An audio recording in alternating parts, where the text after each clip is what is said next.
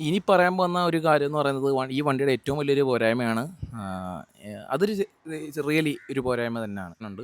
പിന്നെ നാലാമത്തെ കാരണം എന്ന് പറയുന്നത് വണ്ടിയുടെ എൻജിൻ ഓയിലാണ്. എൻജിൻ ഓയിൽ ഒരു പോരായ്മയല്ല, പക്ഷേ അപ്പോൾ യെസ്, എല്ലാവർക്കും പുതിയൊരു വീഡിയോയിലേക്ക് സ്വാഗതം.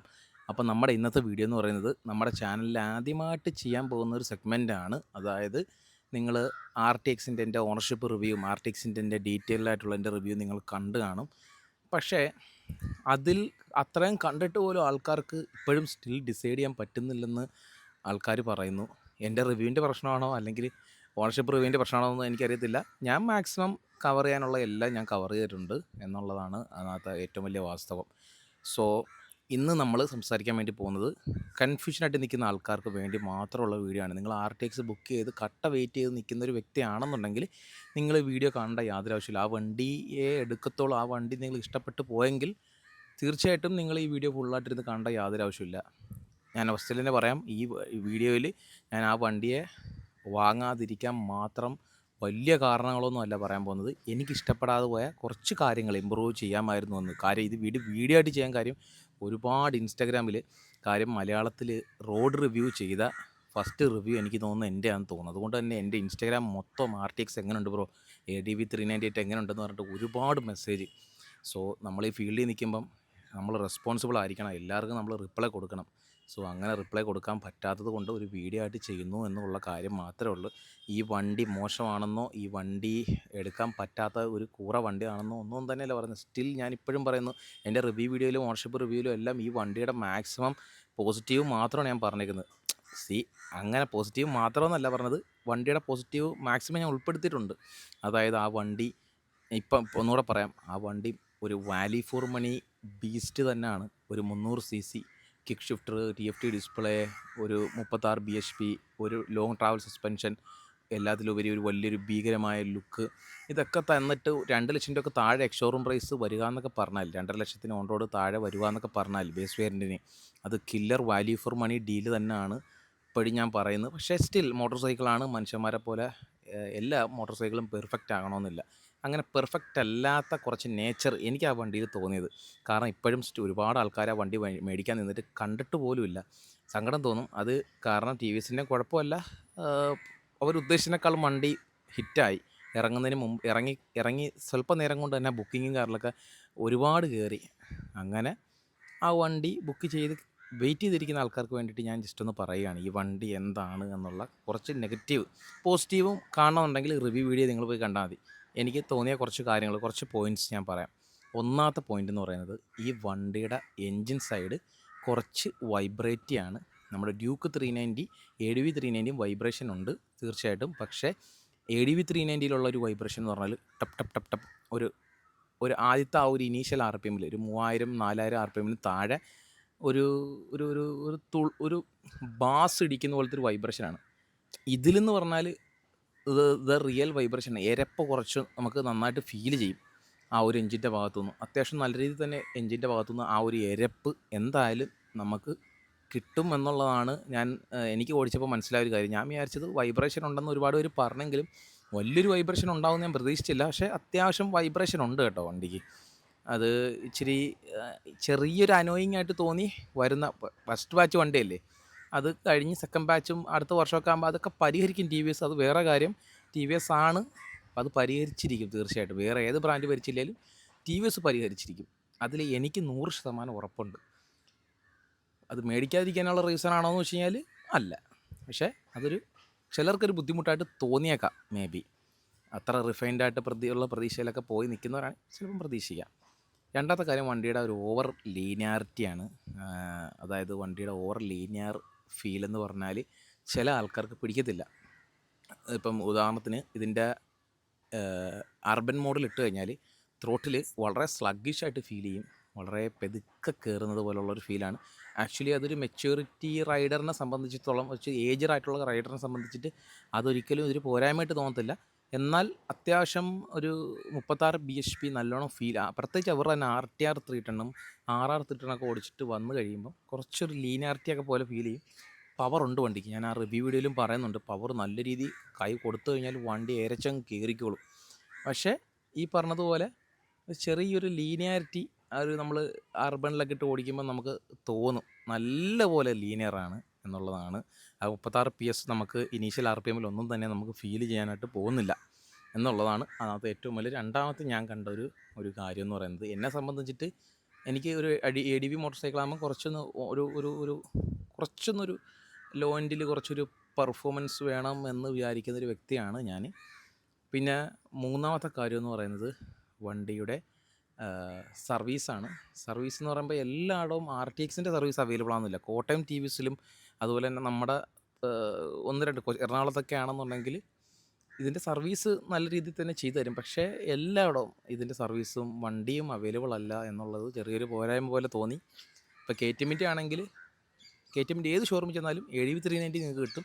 എക്സ്പൾസും ഈ പറഞ്ഞ പോലെ പ്രീമിയമായി. പക്ഷേ പ്രീമിയം എല്ലായിടവും അത്യാവശ്യം അവൈലബിൾ ആണ്, സർവീസും ഓക്കെയാണ്. പക്ഷേ TVSൻ്റെ കാര്യം ഈ 300cc ഇവർ എല്ലായിടവും എങ്ങനെ സർവീസ് നെറ്റ്വർക്ക് വ്യാപിപ്പിക്കും, സ്പെയർ പാർട്സ് അവൈലബിലിറ്റി ഒക്കെ എങ്ങനെ സെറ്റ് ചെയ്യുമെന്നാണ് എനിക്ക് അറിയേണ്ട ഒരു കാര്യം എന്ന് പറയുന്നത്. അത് തീർച്ചയായിട്ടും TVS ഒന്ന് മെച്ചപ്പെടുത്തേണ്ടതായിട്ടിരിക്കുന്നു. ചാടിക്കയറി എടുത്തിട്ട് സർവീസ് ചെയ്യാൻ വേണ്ടിയിട്ട് പല സ്ഥലങ്ങളിലായിട്ട് കൊണ്ടു നടക്കേണ്ട അവസ്ഥ വരാനായിട്ട് പാടില്ല. കോട്ടയം TVSൽ ഞാനൊരു കാര്യം പറയാം, അവരുടെ സർവീസിങ്ങും കാര്യങ്ങളൊക്കെ പക്ക ട്രെയിൻഡ് ആയിരിക്കും. ഇപ്പം തന്നെ അവരുടെ ഷോറൂമിൽ എനിക്ക് തോന്നുന്നു ഈ RTXൻ്റെ ട്രെയിനിങ് കാര്യങ്ങളൊക്കെ കംപ്ലീറ്റ് ചെയ്ത് സർട്ടിഫൈ ചെയ്ത മെക്കാനിക്കന്മാരുണ്ട്. കാര്യം അവർ അതുപോലെ പ്രിപ്പറേഷനാണ്. ഏത് വണ്ടി ഇറങ്ങിയാലും മെക്കാനിക്കന്മാർക്ക് കൊടുക്കുന്നത്. ഏറ്റവും നല്ല സർവീസ് അഡ്വൈസറിനുള്ള അവാർഡൊക്കെ കിട്ടിയത് അവിടുത്തെ ഷോറൂമിലെ സർവീസ് അഡ്വൈസറിനാണ്. അപ്പം ഞാനത് ഒരു ഗ്യാരണ്ടി എന്തായാലും എനിക്ക് പറയാനുണ്ട്. പിന്നെ നാലാമത്തെ കാരണം എന്ന് പറയുന്നത് വണ്ടിയുടെ എൻജിൻ ഓയിലാണ്. എൻജിൻ ഓയിൽ ഒരു പോരായ്മയല്ല, പക്ഷേ ആ ഓയിൽ ഗ്രേഡ് ഇച്ചിരി റെയറാണ്. 5W40 എന്ന് പറയുമ്പം ആ ഒരു വണ്ടിയുടെ എൻജിന് വേണ്ടി സ്പെസിഫൈ ചെയ്ത് ഇറക്കിയതുപോലെ ഓയിലുണ്ട്. സാധാരണ കാറിലും പിന്നെ G3 10R ഉണ്ടായിരുന്നു. പക്ഷേ സാധാരണ ഒരു ഇന്ത്യൻ മാനുഫാക്ചർ എന്ന നിലയ്ക്ക് ഇതൊരു സത്യം പറഞ്ഞാൽ ഞെട്ടിപ്പോയി. ഇത്രയും തിന്നായിട്ടുള്ള ഓയിൽ എനിക്ക് തോന്നുന്നു അതിന് ഡ്യുവൽ ഓയിൽ കൂളിംഗ് ജാക്കറ്റൊക്കെ ഉള്ളതുകൊണ്ട് അതിന് വേണ്ടി പ്രത്യേകം സ്പെസിഫൈ ചെയ്ത് ഇറക്കിയ ഒരു സാധനം ആയതുകൊണ്ടായിരിക്കാം. ഇച്ചിരി കോസ്റ്റ്ലിയാണ്. അതിപ്പം TVSൻ്റെ ഓയിലിനാണെങ്കിൽ പോലും 1800 രൂപ. ഒരു നോർമൽ ഓയിൽ ചേഞ്ചിങ്ങിന് പോലും എങ്ങനെ പോയാലും 2500 രൂപ റേഞ്ച് വരും. അതൊരു പോരായ്മയായിട്ട് പറയുന്നതല്ല. സാധാരണ ഒരു കമ്പയർ ടു മറ്റുള്ള ഒരു ഓയിൽ ചേഞ്ച് മറ്റുള്ള CC ആയിട്ട് കമ്പയർ ചെയ്യുന്ന സമയത്ത് ഇച്ചിരി കൂടുതലായിട്ട് തോന്നി, ഹയർ സൈഡിലായിട്ട് തോന്നി. പെയ്ഡ് സർവീസൊക്കെ ആകുമ്പോഴത്തേക്കും ഒരു 5 രൂപയൊക്കെ എങ്ങനെ പോയാലും നിങ്ങൾക്ക് ബ്രേക്ക് പാഡും അതും ഇതൊക്കെ മാറി വരുമ്പോഴത്തേക്കും പോരാ. ഇനി പറയാൻ പോകുന്ന ഒരു കാര്യം എന്ന് പറയുന്നത് ഈ വണ്ടിയുടെ ഏറ്റവും വലിയൊരു പോരായ്മയാണ്. അതൊരു റിയലി ഒരു പോരായ്മ തന്നെയാണ്. ഒരു 32 മാക്സിമം മൈലേജ് കിട്ടുന്ന വണ്ടിയാണെങ്കിൽ കൂടി അതിന് മുകളിൽ കിട്ടാൻ ചാൻസ് ഉണ്ട്. ബട്ട് ക്ലെയിം ചെയ്തിട്ടുള്ള മൈലേജ് ഒരു 32 വരെയൊക്കെയാണ്. അത്രയും മൈലേജ് കിട്ടാൻ ചാൻസ് ഉള്ള ഒരു വണ്ടി എന്നുള്ള നിലയ്ക്ക് ഫ്യൂൽ ടാങ്ക് കപ്പാസിറ്റി മിനിമം ഒരു 15 ലിറ്ററെങ്കിലും കൊടുക്കണമായിരുന്നു. ഡ്യൂക്ക് 390 വരെ 15 ലിറ്റർ ഫ്യൂൽ ടാങ്ക് കപ്പാസിറ്റി ഉണ്ട്. അപ്പോൾ നിങ്ങളൊന്ന് ആലോചിച്ച് നോക്കുക, ആ വണ്ടിക്ക് ഒരു 12.5 ലിറ്റർ കപ്പാസിറ്റി എന്ന് പറഞ്ഞാൽ ഒട്ടും കുറവെന്ന് പറയാൻ പറ്റത്തില്ല. പക്ഷേ ആ വണ്ടിയെ സംബന്ധിച്ചിട്ട് പ്രത്യേകിച്ച് ഒരു ടൂറർ എന്നുള്ള നിലയ്ക്ക് ഒരു പ്യുവർ ഓഫ് റോഡറൊന്നും അല്ല, ഒരു അഡ്വഞ്ചർ ഓഫ് റോഡറാണ്. സ്പോക്ക് വീൽസും കാര്യങ്ങളൊന്നും തന്നെ ഇല്ല. അതിൻ്റെ കാറ്റഗറി അത് സംഭവം ഓക്കെയാണ്. നല്ല ഫ്ലഷ് ആയിട്ടുള്ള സസ്പെൻഷനാണ്, നല്ല സസ്പെൻഷനാണ്. അതിനെപ്പറ്റി ഞാൻ റിവ്യൂ വീഡിയോയിൽ പറഞ്ഞിട്ടുണ്ട്.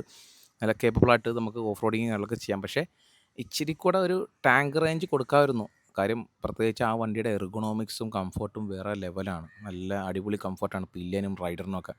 അപ്പം അത്യാവശ്യം ഒരു ഓൾ ഇന്ത്യയൊക്കെ നിൽക്കുന്ന വ്യക്തി എന്നുള്ള നിലയ്ക്ക് ഇപ്പോൾ കേരളത്തിന് പുറത്തോട്ടൊക്കെ ഇന്ത്യയുടെ മധ്യഭാഗത്തുകളിലോട്ടൊക്കെ പോകുമ്പോൾ ചില പമ്പൊക്കെ അപൂർവമായിട്ടുള്ള സ്ഥലങ്ങളൊക്കെ ഉണ്ട്. അപ്പോൾ അവിടെയൊക്കെ വണ്ടിയുടെ എന്താ പറയുക ഫ്യൂൽ ടാങ്ക് റേഞ്ച് കുറവാണെന്നുണ്ടെങ്കിൽ കൈ കൊടുത്തൊക്കെ ഓടിച്ചു കഴിഞ്ഞാൽ മൈലേജ് കുറയാൻ ചാൻസ് ഉണ്ട്. അങ്ങനെ മൈലേജ് കുറഞ്ഞ് വണ്ടി ഫ്യൂൽ ടാങ്ക് കപ്പാസിറ്റി ഇല്ലെന്നുണ്ടെങ്കിൽ റേഞ്ച് കുറയും.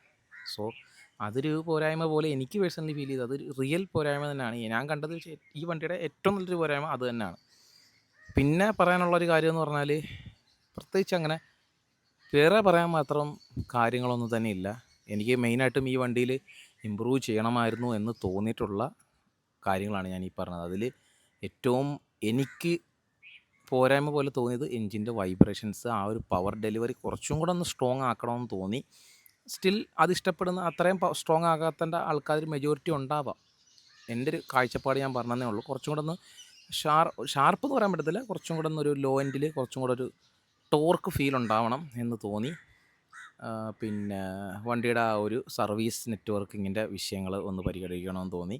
അതുപോലെ തന്നെ ഈ ഒരു ഫ്യൂൽ ടാങ്ക് റേഞ്ച് കപ്പാസിറ്റി ഒന്ന് പരിഹരിക്കണമെന്ന് തോന്നി. ബാക്കി കാര്യങ്ങളൊക്കെ മേ ബി സർവീസ് കോസ്റ്റും കാര്യങ്ങളൊന്നും നമുക്ക് അത്ര വലിയ പോരായ്മ പോലെ നമുക്ക് ഫീൽ ചെയ്യാനുള്ള സാധ്യതയില്ല. സോ എ ഡി വി 390 കമ്പയർസിൽ ഞാനിപ്പോൾ ഒരു ഡിസ്ക്ലൈമർ പറയാം, എ ഡി വി ഒരു കൺക്ലൂഷൻ പറയാം. എ ഡി വി 390 കമ്പയർ ചെയ്യുന്ന സമയത്ത് സ്റ്റിൽ ഈ വണ്ടിയുടെ വാല്യൂ ഫോർ മണി എന്നൊക്കെ പറഞ്ഞാൽ technological wise TVS എന്ന് പറഞ്ഞ ബ്രാൻഡ് ഇത്രയും ബെറ്റർ ആയിട്ടുള്ളൊരു ബ്രാൻഡ് ആയി മാറുമെന്ന് നമ്മൾ സ്വപ്നത്തിൽ പോലും വിചാരിച്ചു. ബജാജൊക്കെ ഇപ്പോഴും സ്റ്റിൽ സ്വന്തമായിട്ടൊരു എൻജിൻ ക്രിയേറ്റ് ചെയ്യാൻ വേണ്ടി ഇത്രയും അഡ്വാൻസ്ഡ് ആയിട്ടുള്ള എൻജിൻ ക്രിയേറ്റ് ചെയ്തിട്ട് ഇതുവരെ ഇല്ല. N250 ഒക്കെ സ്വന്തം പ്ലാറ്റ്ഫോമിൽ ബജാജ് ക്രിയേറ്റ് ചെയ്തതാണ്. പക്ഷേ അവർ ഇതുപോലെ പ്ലാസ്മ കോട്ടറായിട്ടുള്ള ഒരു സിലിണ്ടറും ഒരു ഡുവൽ കൂളിംഗ് ജാക്കറ്റും ഡുവൽ ഓവർഹെഡ് ക്യാം ഷാഫ്റ്റും ഡുവൽ ബ്രീത്തറും ഡുവൽ ഓയിൽ പമ്പും ഉള്ള ഒരു 36 bhp വരുന്ന ലിക്വിഡ് കൂൾഡ് ആയിട്ടുള്ള ഒരു എൻജിൻ ബജാജിനോ ഹീറോയ്ക്കോ ഇതുവരെ ഹീറോയ്ക്കുണ്ട്, കരീസ്മയുടെ DHC എക്സ്പൾസൊക്കെ അതൊക്കെയാണ്. പക്ഷേ അത് ഇറങ്ങി ഒരു 1-2-3 മാസം കഴിഞ്ഞപ്പോഴേ അതിന് റിലയബിലിറ്റി ഇഷ്യൂസ് ഉണ്ടായിരുന്നു. RTX അങ്ങനെ വന്നിട്ടുണ്ടോ എന്ന് ഇതുവരെ ആയിട്ടില്ല, വണ്ടി ഇറങ്ങി തുടങ്ങിയതല്ലേ ഉള്ളൂ. അങ്ങനെ നിങ്ങൾക്ക് ആർക്കെങ്കിലും അറിയാമെങ്കിൽ താഴെ ജസ്റ്റ് ഒന്ന് കമൻറ്റ്, അത് മേടിക്കുന്ന ആൾക്കാർക്ക് നിങ്ങൾക്ക് ഉപകാരപ്രദമാവും. സോ ഇതാണ് എനിക്ക് പറയാനുള്ളത്. ഈ വണ്ടിയുടെ കാര്യങ്ങൾ നല്ല വൈറൽ ട്രെൻഡിങ്ങിൽ നിൽക്കുകയാണ്, ആവശ്യക്കാർ ഒരുപാടാണ്. അതുകൊണ്ടാണ് ഇങ്ങനെ ഒരു വീഡിയോ കൂടെ ചെയ്യേണ്ടതായിട്ട് വന്നത്. സോ ഇതിൻ്റെ ഒരു ഫ്യൂവൽ എഫിഷ്യൻസി ടെസ്റ്റ് നമ്മൾ ഉടൻ തന്നെ കോട്ടൺ TVS വിയ നമ്മൾ ചെയ്യുന്നതായിരിക്കും. സോ നിങ്ങൾക്ക് എന്താണ് ഈ ഒരു വീഡിയോയെ പറ്റി തോന്നുന്നത്? Drop A like this video. അടുത്തൊരു വീഡിയോയിലാണ്.